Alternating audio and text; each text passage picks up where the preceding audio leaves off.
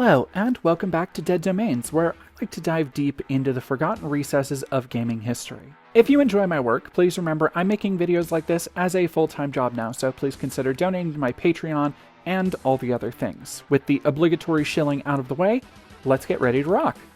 To most nowadays, id Software is the House of Doom, creators of the beloved rebooted series consisting of Doom 2016 and Doom Eternal. If you know your gaming history, you'll recognize them as the creators of other first-person powerhouses that are still around and relevant today, including Quake and Wolfenstein. And to most people playing games nowadays, handheld gaming has been a constant. The ability to play console-quality AAA hits on the go has been a goal for years, made real with the Nintendo Switch, but the rise of mobile gaming has also cut a huge swath of market share for people to whittle hours away on addictive free-to-play chaff like Marvel Snap or whatever the hell these things are. Not Peggy anymore. Nobody wants her. Nobody wants. Nobody wants. Nobody wants.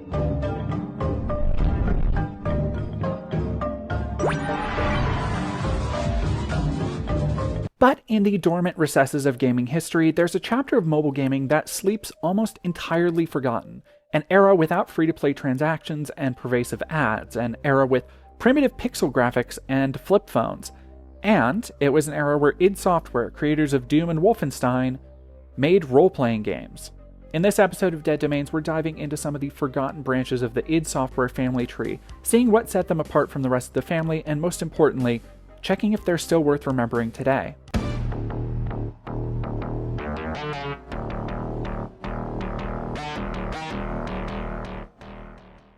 In 2005, Doom was a very different franchise. Doom 3 had released in 2004, bringing the series into the Xbox era with an impressive technical display and much slower, moodier presentation.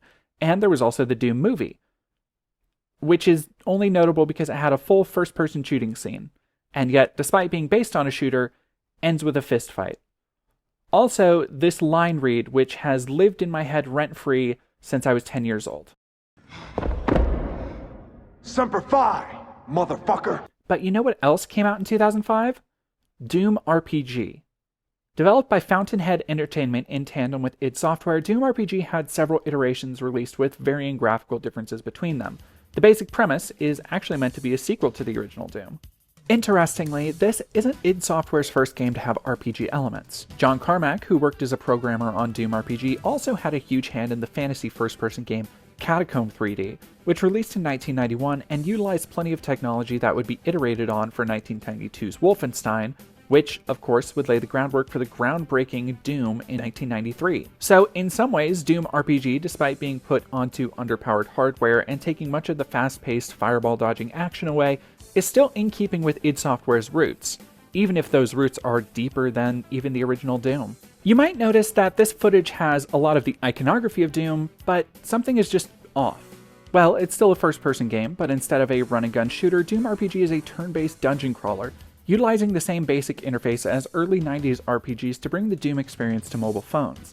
Despite being an RPG, the game isn't taking itself too seriously either, as evidenced by this gentleman who makes you talk to him multiple times before opening the very first door, a goofy game design lesson for the player in interacting with some objects multiple times.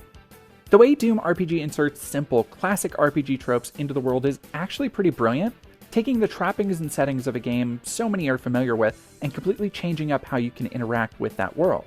There are NPCs to talk to and get hints from, objects you can break open, and hidden logs that can reveal additional bits of story, passwords, and more. And of course, there are plenty of fun Easter eggs for eagle-eyed fans, like this first-level email addressed to Wolfenstein protagonist BJ Blazkowicz. But don't think that the RPG means this game is weaving some grand narrative, as gameplay is still the primary focus here, which, shocking I know, that the cell phone Doom game might not be exactly Shakespeare. What narrative there is feels like justification for puzzles and jokes. The story uncovers a conspiracy about some scientists sabotaging a UAC facility. Unlike other Doom games, you don't really go all over a planet so much as throughout every single room of this facility, all branching off from the main hub you revisit between levels. None of the characters are particularly memorable, except this shifty scientist that is definitely not being suspicious for a highly telegraphed late-game reveal. RPG elements come into full focus in the Junction, which is the game's hub. As you work your way through various sectors and unlock more advanced levels via keycard locks, you'll be able to talk to NPCs, get story info, heal up, and shop for items in the Junction. You have a full inventory you cart around, including health packs, weapons, credits, and more, After a few level ups, it really stops feeling like a kneecap Doom port where you just take one step at a time and comes into its own as something unique. You'll be using the one-step combat to plan your next move, line up enemies with barrels, or maneuver them in a straight line to mow them down. You'll take a breath to desperately heal with a medkit before recklessly throwing yourself into a life-or-death gamble to take down groups of enemies.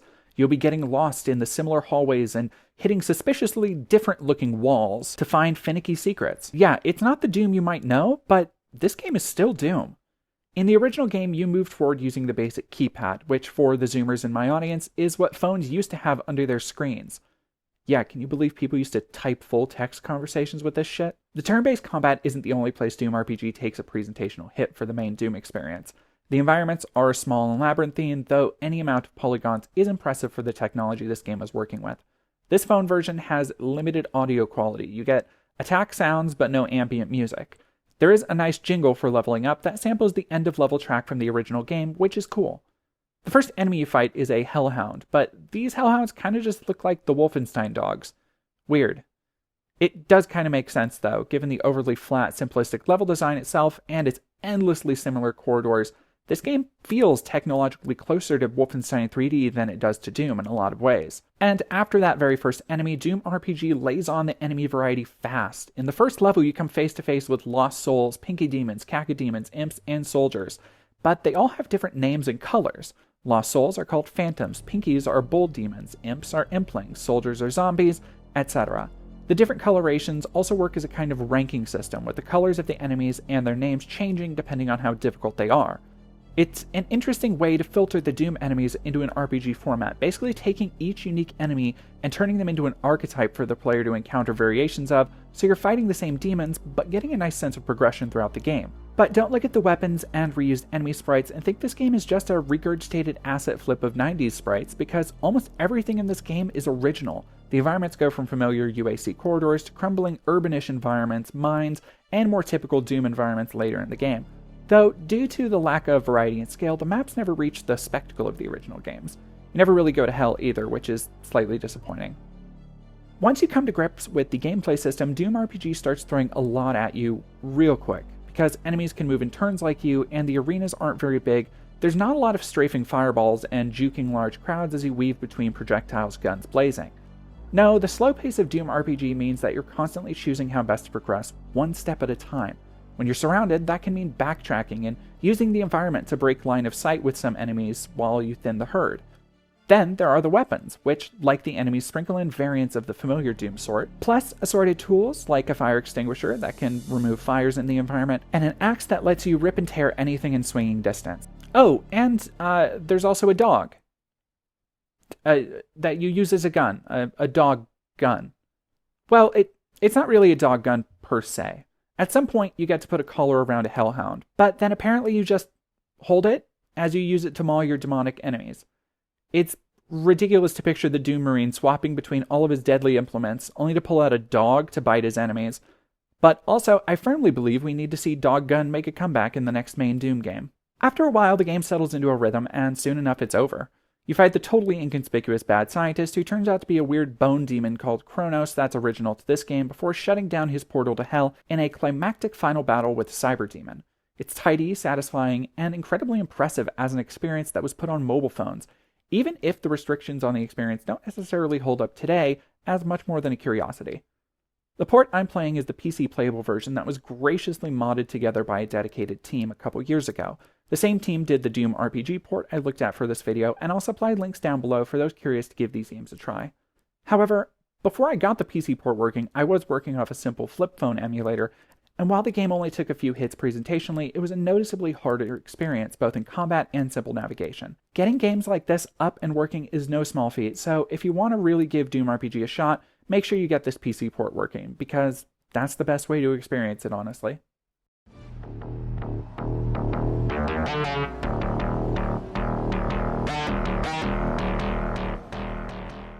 So after Doom RPG, id Software turned its eye to one of its other big shooter franchises, and attempted to put it into the Doom RPG engine. Wolfenstein RPG is... Wait a second. What the hell is Orcs and Elves?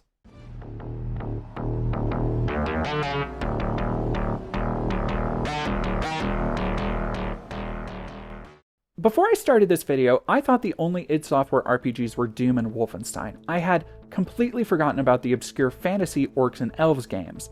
Orcs and Elves was the first new IP from id Software since Quake. The first game actually came out a year after the first Doom RPG, with a Nintendo DS port, which is what I'm playing here, coming in 2007. The gameplay is essentially the same as Doom RPG. You move in one-tile sections through various dungeons, fighting different monsters that are color-coordinated, solving minor puzzles, and entering door codes along the way. There's slightly more effort put into the story and presentation, telling a generic tale of an elf protagonist fighting an army of orcs with the aid of a magical talking wand and a dragon salesman. Sales dragon? Scalesman? The dragon is your shop and the hub you return to between levels. There are some minor gameplay differences from Doom RPG, particularly a reliance on potions you find in chests that offer a variety of combat buffs and debuffs. Juggling boosts in with your spells and some assorted weapons like magical swords, crossbows, and more does a good job of setting this thing apart from id's previous game. While the game works on the same one-level system as Doom RPG, there's a lot more attention paid to innovating environments and how they tie into puzzles, with impressive effects that can change environments mid-level. The fantasy setting also allows for some more diverse and expressive areas, and the Nintendo DS version in particular has nice lighting that gives the whole thing this charming vibe like a long-lost cult classic from the N64 era. And while it may look generic, Orcs and Elves isn't without its own charms. It has the sarcastic appeal of Doom RPG, despite the occasionally overwrought talk of kingdoms in danger and ancient prophecies. It never loses sight of being just a fun little game, putting players in a variety of strange situations to justify new gameplay challenges. Oh, you're not convinced? Okay, show me another Nintendo DS game that has you getting drunk with the ghost of a mountain dwarf to complete a level. Go ahead, I'll wait.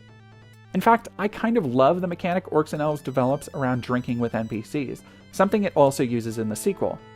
It's a little RPG touch that helps the world feel lived in, and is something you don't really see with even huge games like Skyrim, despite toasting flagons of mead being a steadfast staple of fantasy. Though ultimately Orcs and Elves is just another iteration on the design principles first explored in Doom RPG. It's short and sweet, occasionally funny, and full of the same satisfying, if thin, gameplay and progression that defined its predecessor. The Nintendo DS version worked well with the game's interface, making me wonder why other games from this era weren't ported. Doom and Doom 2 RPG would have been ideal for the platform, but alas. Now, Orcs and Elves lives on as a curious tangent to the oddball id Software RPGs. If these games ever get a proper remaster and re-release, the Orcs and Elves games deserve to be included in the package. For now, though, the best way to play this first game is through Nintendo DS emulation.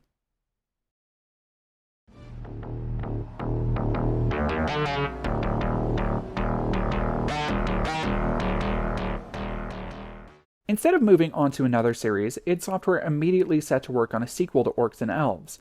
Unlike the first game, which got a spiffy Nintendo DS port, Orcs and Elves 2 came out in 2007 only for mobile phones, which means we're back in the old pixelated flip phone mines for footage. You play as another elf who comes across the magic wand from the first game and quickly gets swept up in the same brand of vaguely generic fantasy hijinks from the original title. But like the previous game in the id RPG series, there were some innovations to the core gameplay. You still rely on the same balance of potion buffs and switching weapons, though from the off you've got a wider variety with a wand, staff, and dagger. The dagger plays into a new stealth system that allows heavy damage for sneaking up on enemies. New to this game is the familiar system, apparently based on the world-famous Dog gun. It's a very simple interface where you get a cute little pet rat named Bob. Not joking, things named Bob were the height of comedy in 2007, and you can put Bob on the ground and move him around in first person, scouting out areas and reaching parts of the level you couldn't otherwise. It's a small addition that does a lot to keep the formula fresh, and also look at this little guy, who wouldn't love him? This is just a little fella. Though apparently, according to this interview with developer Anna Kang, John Carmack, who was the primary programmer for most of these games, was hesitant to put such a wonderful, cute, cuddly creature in the game. Anna Kang and John Carmack were married at the time and handled a lot of the various development duties between all of these games. Turns out, from that same interview, that Anna Kang was the hero we needed the whole time, as she had been a major force in getting Doom RPG's holdable puppy dog in the game. In light of these achievements, I make a motion to refer to John Carmack only in terms related to her, as in, no longer John Carmack, co-creator of Doom and Quake, but John Carmack, former husband to the genius who gave us the dog gun in Doom RPG. It seems fitting for Anna's contribution to the world of gaming, namely, making a game where the Doom Marine holds a dog. Familiar system notwithstanding, there's not much else new in the world of Orcs and Elves 2. That's not to say it's not worth checking out. Despite the rough appearance, I still absolutely enjoyed my time with the game, with RPG elements like more varied fleshed out towns with taverns and shops, side objectives, and new combat mechanics like shrinking enemies help to keep the experience fresh. It has all the charms of the original Orcs and Elves, with new enemy sprites and environments maintaining the oddly misplaced nostalgia that makes these games feel like they were plucked from somewhere in the early 90s. The game received high marks for its continued innovations and now trademark fast-paced turn-based action, but this game in 2007 was the last time this new franchise was seen, which is honestly a real shame. I know id Software isn't known for these games, but Orcs and Elves in particular show how much fun and creativity the studio had when playing outside their regular wheelhouse. The love the small teams that worked on these games had for fantasy franchises and tropes is evident, and I'd love to see this curious little series return somehow. Ideally with a full remake that keeps the simple, satisfying gameplay, but even simple remasters would be wonderful. But for now, the only way to revisit these curiosities is emulation.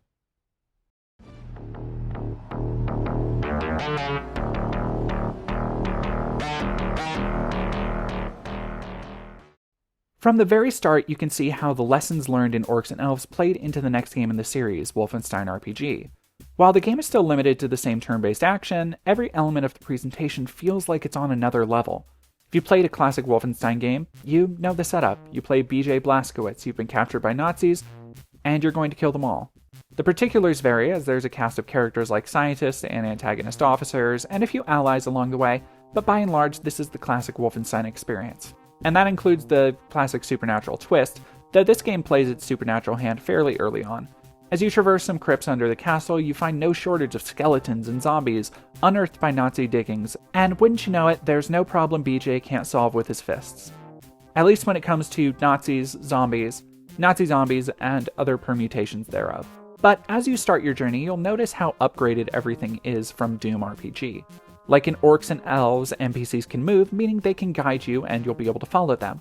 There are brief cutscenes like the previous games too, more fleshed out than in Doom, and even slopes and stairs in the environment, meaning this is the first of the bunch to not take place on a series of flat plains. The areas can alternate between indoor and outdoor environments, with actual skyboxes now too. This is maybe the silliest game to come from id RPGs, and is chock full of sight gags, references, and oddball one-offs. For example, look at what happens when you interact with this portrait of Hitler with no weapon equipped. Or look at how when you use your fist on a skeleton enemy, it decapitates them and does high damage, but removes their head so any other punches will always miss after. Oh, it's good stuff.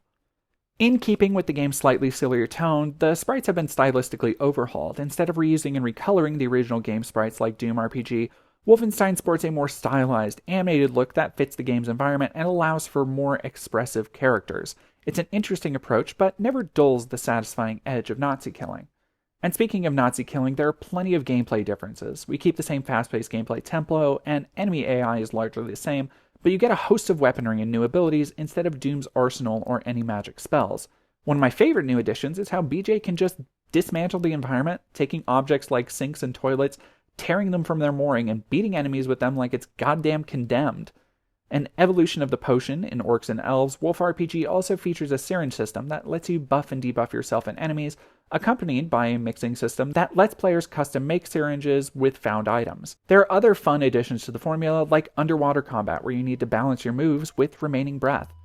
Then some of the new weapons change combat entirely. You get a scope sniper rifle, allowing you to take out enemies from afar, as this game uses a very similar basic stealth system to Orcs and Elves 2. You get dynamite, which can be used to break walls, but also attach to enemies who will panic and run away sometimes, allowing you to gamble on if they'll run back to their enemies for a big payoff when the dynamite explodes. There's also a fire system where enemies can set you on fire or get set on fire using a flamethrower or explosives. Then there are more objects to interact with overall, and the code system has mostly been done away with in favor of classic gold-silver keys. Also returning from the classic Wolfenstein 3D is the ability to loot gold that you find around the castle, many pieces of which are found in secret vaults. And then there are also plenty of puzzles and minigames to help keep the gameplay interesting between all the new combat innovations. And I'm sure there's stuff I'm forgetting, but that's beside the point. Wolfenstein RPG is the best game of the bunch so far. That's not saying any of these games are bad, but this feels like it's really coming into its own with added depth, objectives, presentation, and a heaping of personality that feel like it's more than just a phone game to twiddle away some hours with. It's a shame that Wolfenstein RPG hasn't gotten the same port treatment for PC that Doom and Doom 2's RPGs have, but it seems the porting team behind those games has teased the Wolfenstein game, so here's hoping. Until then, the best you can do is phone emulation, which is worthwhile to fiddle with to get a look at this unique and mostly forgotten game in one of the biggest shooter franchises of all time.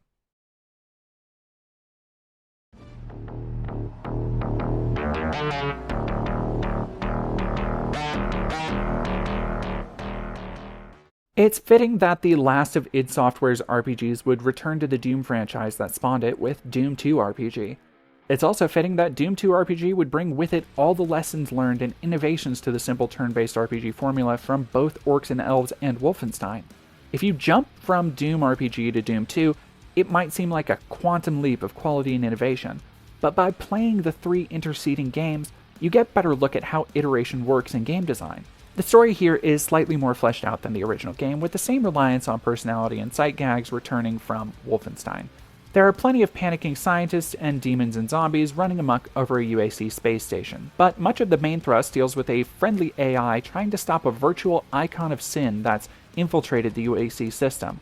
This Vios occasionally pulls you into cyberspace to fight in this blank Tron arena too. It's silly and cheesy, but I still think it's pretty cool, and honestly I'd like to see more ideas about possession in non-tangible space explored in media. For returning gameplay tidbits, we get the buff depuff potions in the form of energy drinks, like in Orcs and Elves, but also a controllable companion like the familiar from Orcs and Elves 2.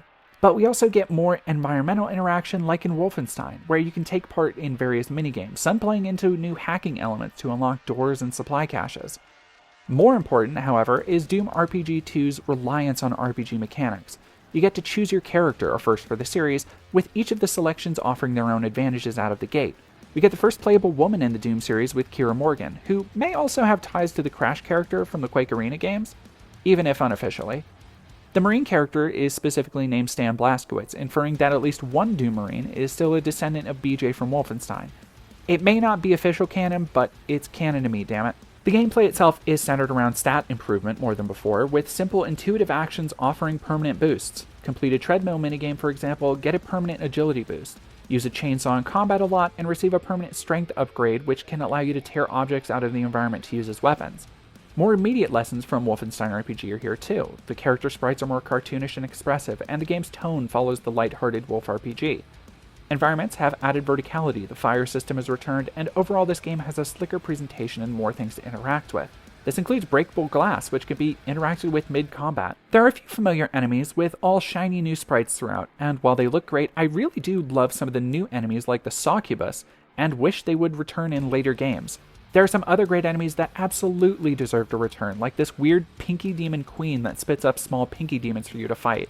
You get some classics that didn't make it into the original Doom RPG as well, like the Spider Mastermind and the aforementioned Icon of Sin, which gets a unique virtual appearance in the endgame. Along with having the best presentation of the bunch, Doom 2 RPG has the hands-down best enemy variety that expands on the beloved Doom Rogues Gallery in plenty of fun ways. And along with those new enemies are a host of new, occasionally goofy weapons. We have a rifle reminiscent of Doom 3's submachine gun, a classic chainsaw, and the aforementioned familiar stand-in with a floating drone. The Super Shotgun returns and is just a straight static version of Doom 3's, which is pretty neat, though oddly enough the plasma rifle, which also matches the Doom 3 version, is an entirely original sprite. The rocket launcher and minigun are both whole cloth unique designs, which begs the question, why didn't they just use all Doom 3 designs or just make all original weapons? I'd be very curious to know if there's an answer, but either way, it's always nice to see some artistic cohesion in a series that can be so disparate from itself. Then there are new weapons like a Holy Water Gun, which, in keeping with how this game wraps its various systems into one another, can be refilled from the same sinks that you can detach and use as weapons, which is just proof that any water is holy water if you're thirsty enough. The various weapons all have unique usefulness against certain enemies, like spells in a Shin Megami Tensei game, so you've got to try and remember which enemy works best with the double-barrel shotgun or water gun, chain gun, etc. With these innovations, the id Software RPGs finally feel like they came into their own as satisfying RPGs beyond simple mobile phone pleasures. While Doom 2 RPG is still limited by the cramped corridors necessitated by the lack of processing power, everything else here is light years beyond the still solid Doom RPG. And while most people may single out the Doom RPGs as the only worthwhile ones to seek out nowadays, the id Software RPG legacy deserves more recognition than that. These are games that manage to craft a unique identity together while still managing to be unique in each flavor, culminating in Doom 2 RPG, which puts every lesson learned since the 2006 original to work, and as a result is the most satisfying, varied, and deepest RPG experience in the series. They represent an often overlooked part of gaming history, where for a very brief moment, talented developers worked on incredibly underpowered hardware to make proper video games work on mobile phones, long before things like even basic 3D graphics and microtransactions were commonplace. The id RPGs are goofy and strange, but also fast-paced and satisfying in their simplicity. They gave us wonderful oddball characters, memorable moments like getting drunk with ghost dwarves, and things you won't find anywhere else, like the Doom Marine using a dog as a gun. And for all their occasional flaws, these are still great games that don't deserve to be left abandoned. I hope these games can get the ports they deserve so they can proudly sit alongside Doom and Quake as artifacts of how a legendary developer took on a strange new frontier in video games and found something special. Hey there, darlings, and thank you for watching this latest Dead Domains. This series has been a fun way to get around to exploring the forgotten corners of gaming I've always been curious about, and as a huge fan of both Doom and Wolfenstein, I've been excited to get to these games for a while. If you don't know my work, I am now transitioning to making full-time content, and that includes videos like this, my video essays, my political content, and weekly live streams where I sometimes play games just like these. If you enjoyed this video and would like to be listed with these saintly people here, consider giving a few bucks to my Patreon so I can pay bills and buy food and stuff. Alternately, if you want to throw a few bucks my way, check out the links below the video to help me just buy some food, sub to my OnlyFans, or whatever you'd like to do to support my ongoing work. Transitioning to full-time video creation has been a long time coming, and I'm so close to being able to make a consistent, livable income on talking about these weird things I'm passionate about, and I want to thank everyone who's made it possible. Videos like this would never happen without you. That being said, I hope you enjoyed this in-depth look at these strange cult classics as much as I enjoyed playing them. If you have any memories playing these games, let me know in the comments down below, along with any other strange forgotten tangents from gaming history you'd like to see covered in this series. Until next time, thank you for watching and have a great day.